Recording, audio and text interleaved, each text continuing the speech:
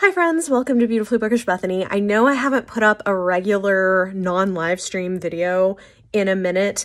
I promise I have things coming. I filmed a bunch of stuff today. I've had a vlog in progress.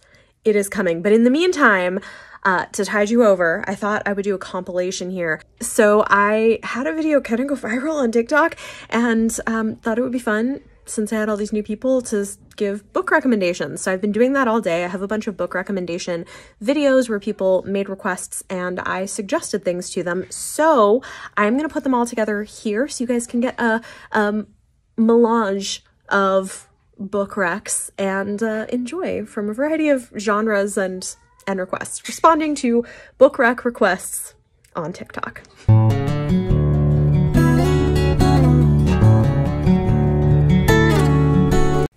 Yet. You don't read yet. But what if I told you I could recommend a book to you that is sci-fi, set in space, with lots of epic politics, that centers a political arranged marriage between two men, one of whom is a nerdy introvert with trauma and the other of whom is an outgoing playboy? You could try it. Winter's Orbit by Everett Maxwell. This book is fantastic. Just saying. Okay, so this is a valid issue, and some people have this, so I get that. I do have another recommendation for you, if you're open, because I'm in a book recommending mood. You might try The Magic Fish by Trung Le Nguyen. This is actually a graphic novel, and it's YA, but it's really beautiful. It's about a boy who is from a family of Vietnamese immigrants, and he is trying to figure out a way to tell his parents that he's queer. It has gorgeous illustrations, and him and his mom read these fairy tale stories together, and he ends up using some of them as a way to come out to her, and it made me cry. Good morning. We've got a lot of new people over here, and I thought it might be fun to do some book recommendations because I love books. I love matching the right book to the right person. So here's what we're going to do. If you are looking for a specific type of book, genre, tropes, whatever, like if you're looking for something specific, put it in the comments and I will, depending on how many I get, it might take a while, but I will make videos responding to all the comments, recommending a book for what it is you're looking for. So for example, you could tell me, I'm looking for a sapphic fantasy by a Black or Indigenous author. Or you could tell me, I'm looking for a YA contemporary that deals with grief. That sort of thing.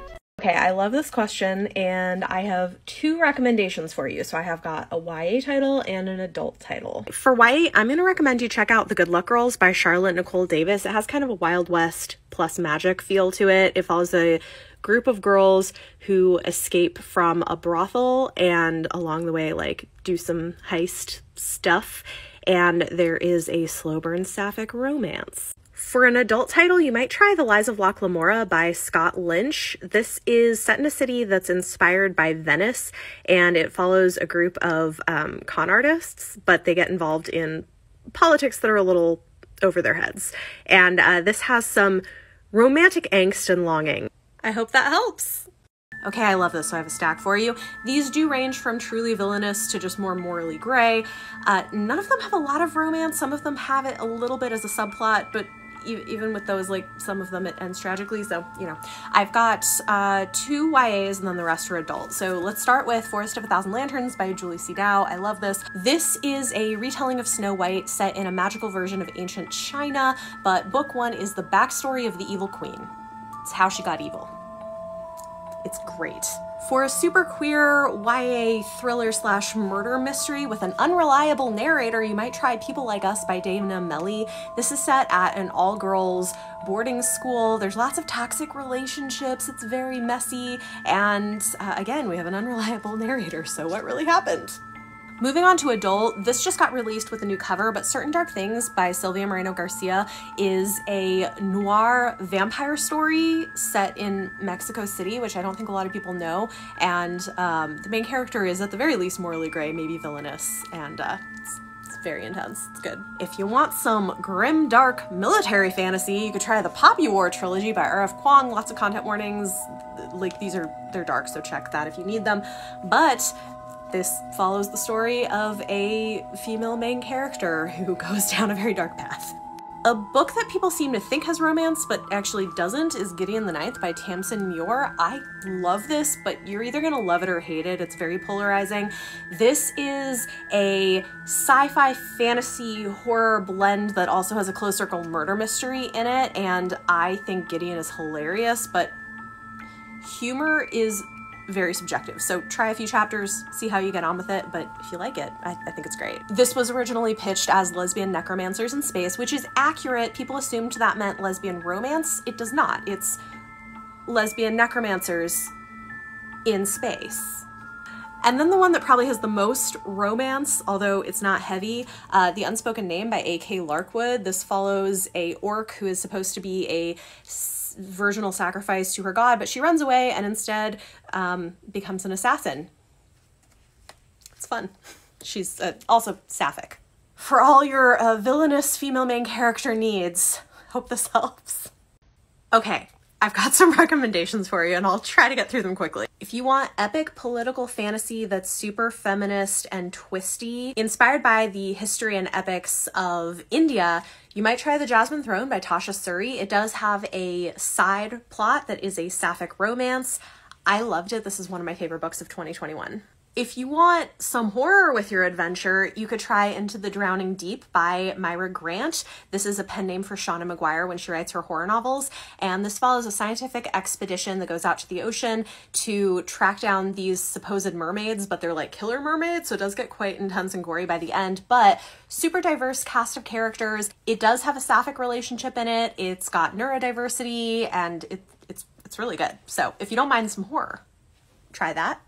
And then another thing from Shauna Maguire under her other pen name, if you haven't tried the Wayward Children series, these are fantastic. This is the first book, Every Heart a Doorway. This one functions kind of as a murder mystery, but the setup for all the books in the series is they're set in this world where there are children who fall through portals into other worlds, and when they come back, they need a place to be safe from the trauma of that, and this follows a girl who goes to a school for children who have come back from other worlds, but somebody's murdering the students.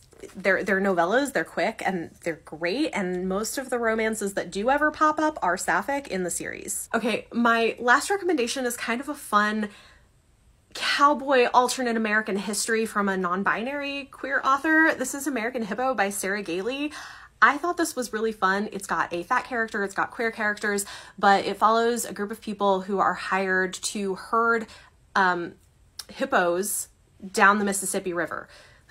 Because apparently in American real history, there was once a bill suggesting that we import hippos and raise them like beef for meat, which was a terrible idea and got knocked down. But this reimagines what if it actually happened. I thought it was hilarious. It's a bind-up of 2 novellas plus a couple short stories. Hopefully that gives you what you were looking for. I'm gonna be honest, this is less of my horror subgenre, but I do have a couple things that might work for you. I know I mentioned this in another rec video, but Into the Drowning Deep by Myra Grant is a really good option. It is definitely a horror survival story, and they're surviving from killer mermaids. So it's set at sea.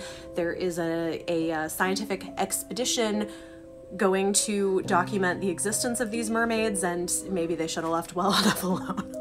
It's also super diverse, got queer characters, neurodivergent characters. It's a really good book. It's definitely a slow burn, but by the end, it gets there. My other recommendation kind of fits what you're looking for, not entirely, but I think it's close. The Only Good Indians by Stephen Graham Jones follows 4 young indigenous men who do a thing, and then years later, they're being hunted down by this elk-headed woman, like who might be a spirit or a demon or something, but they're trying to survive her because of a thing that they did. And it's pretty intense and really interesting thematically. I really like it. This is more of a literary horror, so it's kind of slower, thoughtful paced, but then punctuated by these moments of like very, very intense violence. I really loved it. Hopefully that helps, and I'm gonna recommend, if you're not following her already, you should go follow Stephanie over at Books in the Freezer podcast, because she reads a ton of horror and would probably have way more recommendations for you on this. Yes, I prefer this as well, but I've never heard anyone say that before about the narration style. Okay, I've got lots of recommendations. We'll see what I can get through in the 3 minutes TikTok allows me. First, in honor of the holiday season, The Earl's Christmas Pearl by Megan Frampton is a lot of fun. It's a novella, it's short and sweet. It's a grumpy sunshine story that's a Regency take on Home Alone. It's hilarious. The heroine accidentally gets left at their London townhouse over the holidays and is really excited until she realizes she doesn't know how to cook anything or build a fire or anything. So she relies on this next door neighbor for help. It's great. If you like some soapy romance and a plus-size heroine, 1 Week to Claim It All by Adriana Herrera is great. It's very short and super fun. In general, her books are fantastic. This one features a girl going head-to-head for a job with her ex, but sparks might reignite. Fair warning, all of these recs are steamy, but if you want something that is very steamy, Rafe, A Buff Male Nanny by Rebecca Weatherspoon. And this is like a cinnamon roll hero. He's this big tatted guy who works as a nanny and he's super sweet and thoughtful. And whew, it's spicy. It's very good. If you want a gay romance written by a gay author, you could try Meet Cute Club by Jack Harbin. It's freaking adorable. It has some spicy scenes, but also like there's a book club and there's a nerdy character and oh, they're so cute. They're so cute. This is going faster than I thought, so I'm gonna give you one more recommendation. Blind Date with a Book Boyfriend by Lucy Eden. This is another short novel and it's got a couple that has a meet cute at a romance bookstore. I mean, it's adorable. Hopefully that gets you started, but I do read a lot of romance and talk about all the books that I read on my YouTube channel, so you could also follow there if you want more regular recommendations, but these are great. Hopefully that was fun for you guys and got some new books to check out. I will be giving you my mid-month check-in about the books that I read in the first half of the month either tomorrow or Wednesday, depending on how quickly I can get it edited. It is filmed, I just have to like edit it and get it up for you. And then Tuesday night, there is another live stream on my channel with some friends unpacking the Goodreads Choice Award nominees because they're supposed to be announcing them on Tuesday. And yeah, there's more to come. I have a vlog that is like, I'm halfway through the last book. It's coming, videos are coming, I promise. Thanks for watching. Like, comment, subscribe. I'll see you all very soon.